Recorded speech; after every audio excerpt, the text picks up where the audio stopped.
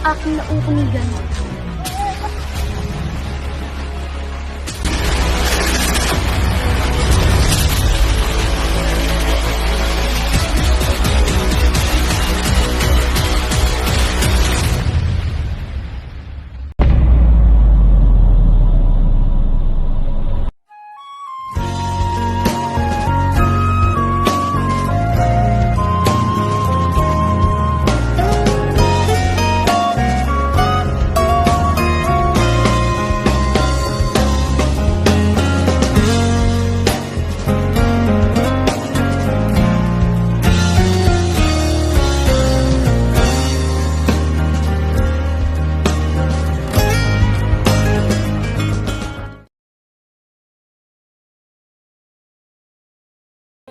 Ha! Umahabaging Panginoon, bakit inayaang mo mangyari to sa Albania? Bakit inayaang mo maghari ang kasamaan? Ako'y namamanglaw sapagkat di ko inaasahan na gagawin ni Adolfo na lapastangin si Harling Seo at ang aking ama. Ako'y nakikiusap na ibulusan ninyo ang puot at parusahan ninyo ang mga sambalasan!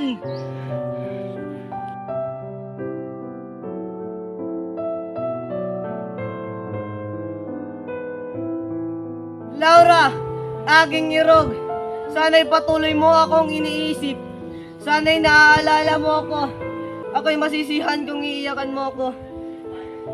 Kung sakaling mamatay ako, ngunit labis kay hirap ng puso't isipan.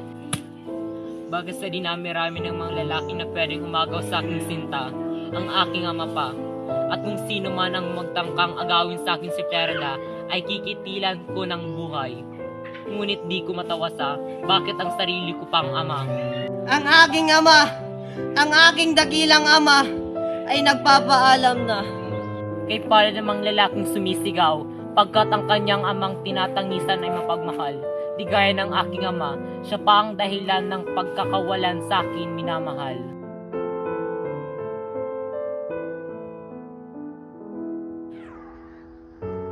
Na kayang marinig pa ang kanyang sinasambit, nasaan na kaya siya naroroon? Pagkat sa tingin ko ay kailangan na niya ang aking tulong.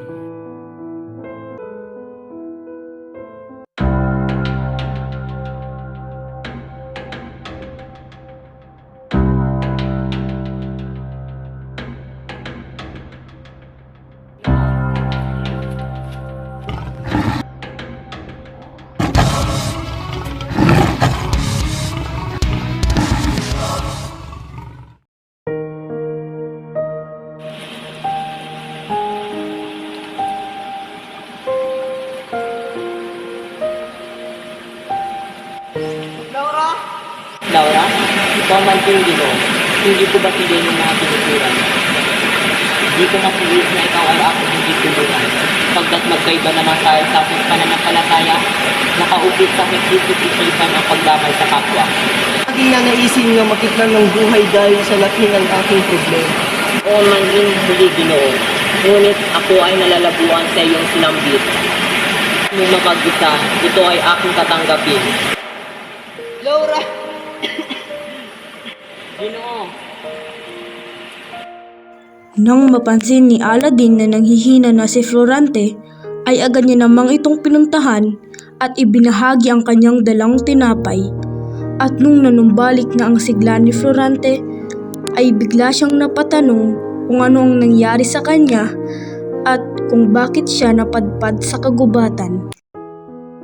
Ako si Florante, ang nag-iisang anak ni Duque Brescio at Prinsesa Floresca ng Albania. Ako'y lumaki at nagkaisip sa Albania. Ngunit simula ng bata pa lamang ako, malapit na sa panganib ang aking buhay.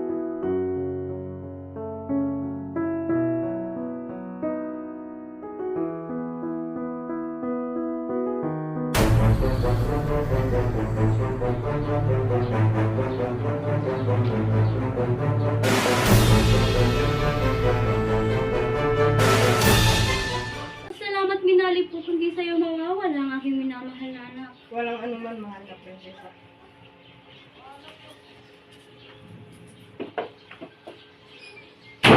Napag-isipan ni Duque Brescio at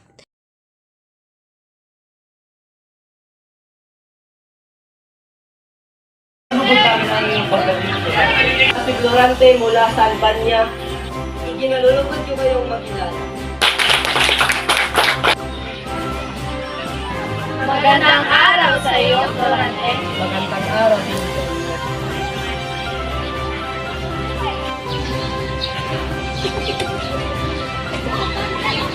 Gusto malaman ang pangalan mo, Ginoo, at nais kitang maging kaibigan. Ako si Menandro. Asahan mo'y ako yung maging tapat na kaibigan. Magandang araw, Florante at Minandro. Ito nga pala si Adolfo. Para kitang makilala, Adolfo. Ikinakagala po ang iyong pagdating, Florante.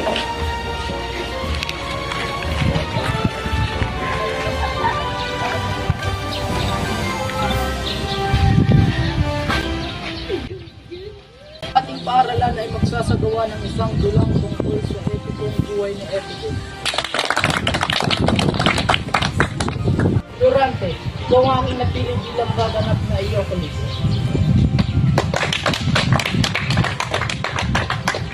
Minandro bilang Yocasta. Adolfo bilang Onus.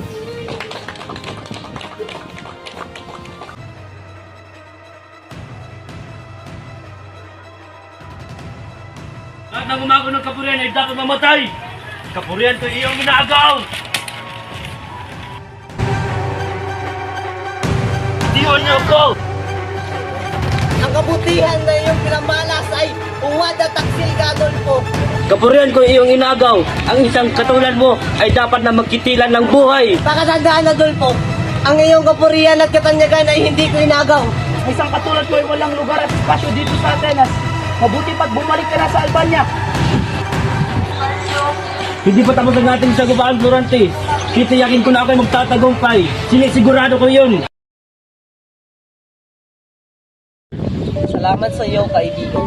Kung hindi dahil sa iyo, baka ako ay isang nakahimlay na bangkay. Walang anuman aking kaibigan. Ako'y nalilito kung bakit kung ikay napapahamak ako'y naririyan.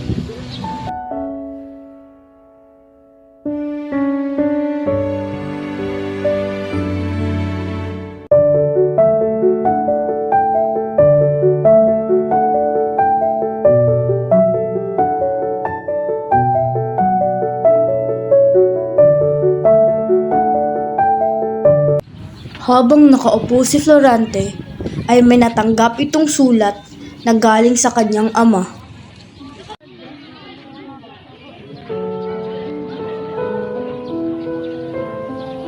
O aking ina, ang aking ina ay nagpapaalam na.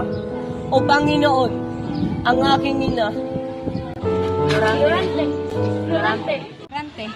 Florante, gumising ka. Aking kaibigan, gumising ka. Ang aking ina. Florante, mahirap mang tanggapin na namaalam ng iyong ina, ngunit darating din ang panahon na matatanggap nito. O tagapagturong Antinor, ako ay nakatanggap ng liham mula sa Albania at ako ay pinapagbalik na doon. Salamat sa mga aral na aking natutunan sa iyo. Durante, sa pagbalik mo sa Albania, pagkaingatan ng una si Adolfo sapagkat ito'y mag-iiganti sa inyo. Kung iyong mamarapatin, nais ko pa sanang samahan ng aking kaibigan na si Florante patungo sa Albania.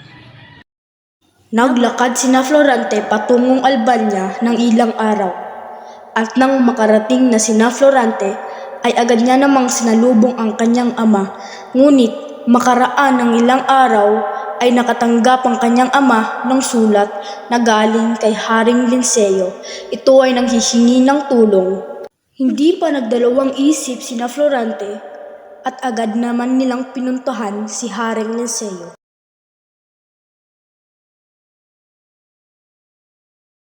Haring Linceo, nandito na sila. Batid ko ang iyong pagpunta, Florante. Ang katunay na kailangan mo ngayon ng tulong. Batid ko rin iyan, Haring sa iyo. Haring Linceo, si Florante na aking bugtong anak. Batid ko yun, Duque Viseo. Florante, ikaw ay aking gagawin hilaran sa aking hukbo. Ako ay sumasang-ayon, Haring sa iyo. Ama! Ama! Ito palang aking bugtong anak na si Laura.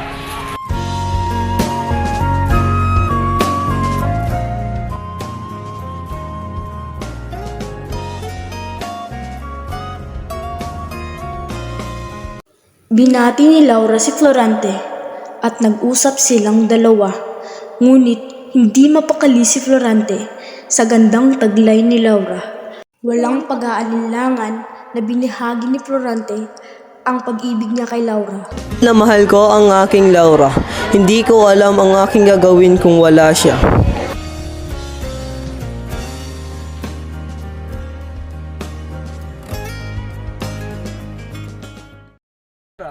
Nung una pa lang kitang nakita ay nahulog ng loob ko sa iyo.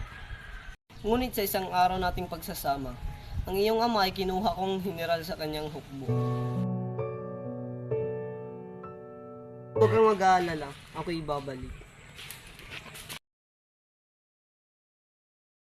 Naghanda ang hukbo nila Florante at walang pag-aalinlangan hinarap ang hukbo nila General Usmadik.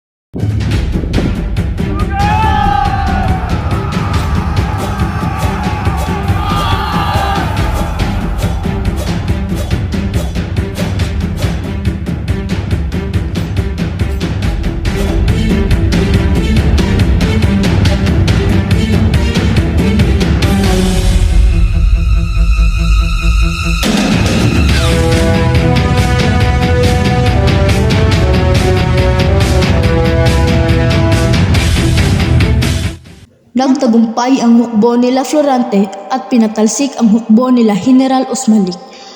Umuwi na sila sa Albania, ngunit makalipas ang ilang panahon ay nakatanggap ng sulat si Duque Briseño na galing sa kanyang ama at kinukuha si Florante at ang kanyang hukbo sapagkat nanghihingi ng tulong ang kaharian ng ama ni Duque Briseño. Walang pag-aalinlangang humarap si Florante at ang kanyang hukbo.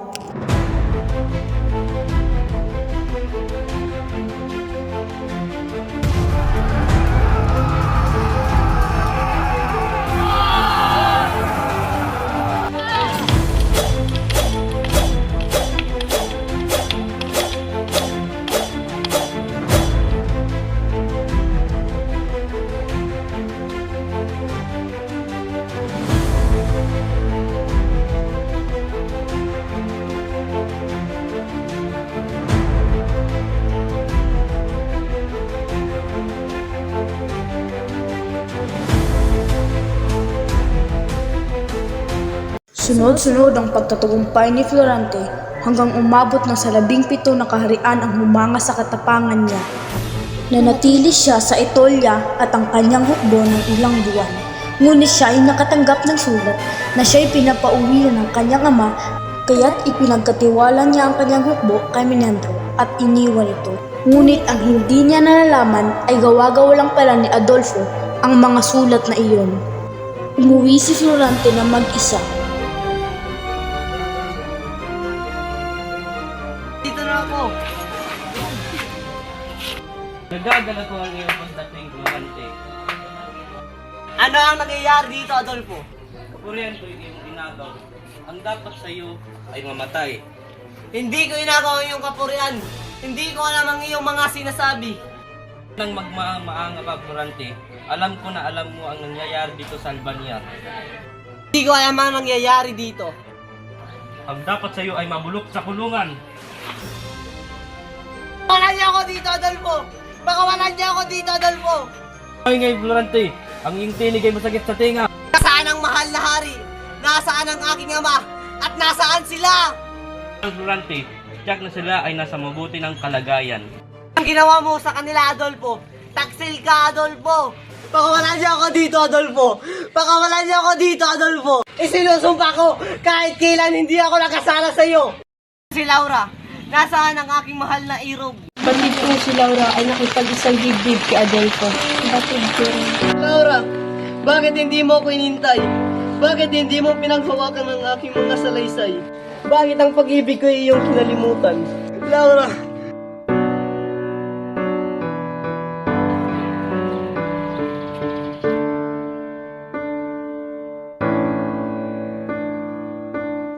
Nang mapakinggan ni Aladdin ang pangyayari kay Florante, ay ibinahagi niya naman ang nangyari sa kanya. Ako si Aladdin na nagmula sa Persia. Anak ako ng isang tanyag na Sultan Ali Adab. Katulad mo rin ako'y isang bigo. Aladdin, Anong nangyari sa aking natatag? Pamaninak nga ma, ngunit ako'y nalalabuan sa iyong sinasambi. Huwag ka nang magkaila pa. Iniwan mo ang iyong hukbo sa Albania. Hinayaan mo ito makuha muli ni Florante. Ama, ang iyong tinuturan na isang huwad at kahit na kailanman na hindi ko yun magagawa. Batid ko'y napagtanto mo ang sinasaad ng ating kautusan na ang nagkasala ay dapat parusahan. Aking ama, malakas na aking hinuha na ito ay isang pakana mo lamang upang maagaw na aking sinta na si Florida. Ngayon din sinisintahan kita ng kamatayan.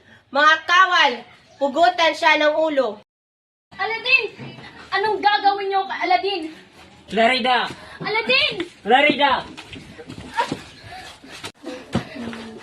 Sultan Aliadab, ako ay nagmamakawa. Huwag niyo ituloy ang maitim na bala kay Aladdin.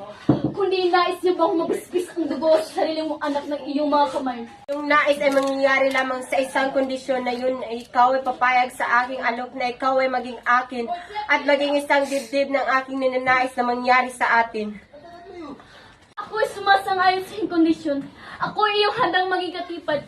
Alang-alang lamang sa kaligtasan ng iyong anak na si Aladdin. Aladdin, Ama, hindi ko na ipapagpatuloy pa ang aking mga plano. Naway ang iyong kasintahan na si Florida ay pumayag na makipag-isang dibdib sa akin. Kawal, pakawalan siya.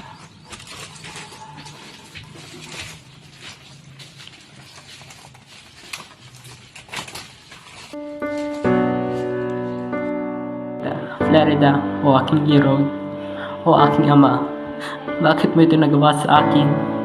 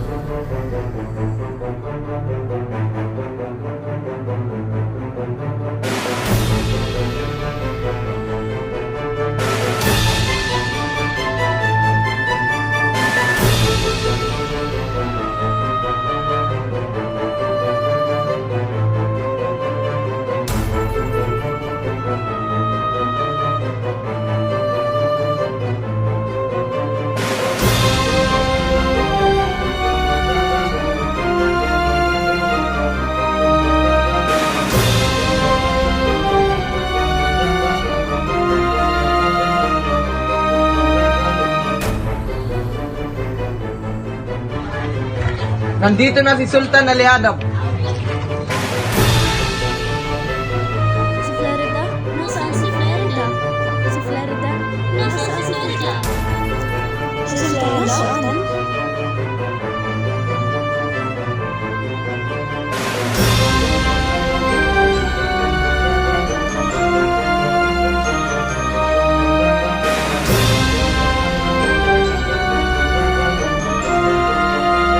Na mahal kong sambayan ng Albania, naway dinggin niyo ang aking sasambitin. Aking napagtantong hikain ng ating Haring Linsyo na ibig niyong matanaw at magdurusa at mamatay ang kanyang nasasakupan. Nagilalas ang nasambit nito ng ating hari, kaya't sambit ko sa inyo, nais niyo bang matamasa ang sinabi ng Juan niyong Haring Linsyo? Masakali kami sa inyo, Adolfo.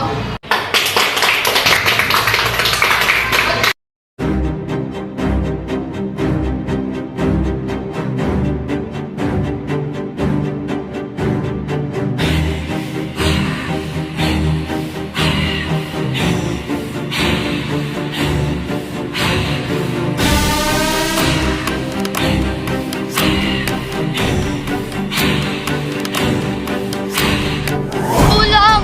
Ako inyong tulungan! Tawan mo ako! Tulong! Ako inyong tulungan! Wah! Tulong! Tulong! Saan kaya naroon ang aking nauunigan?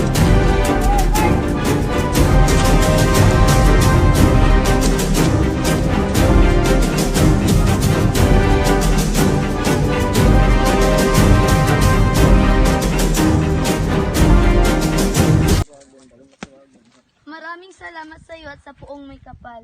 Labis akong nagpapasalamat sa iyong kagitingan at sa kapuri-puri mong katangian. Kung hindi dahil sa iyo ay marahil na ituloy ni Adolfo ang kanyang maitim na balak. Saan ka naroroon, Aladin? Florante! Florante! Aladin! Nasaan kayo?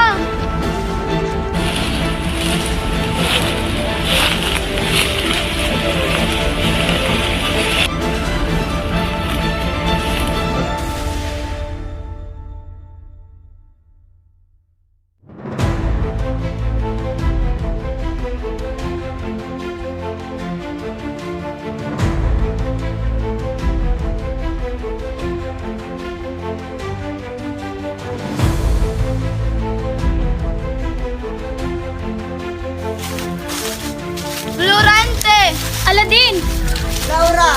Aladin! Aladin!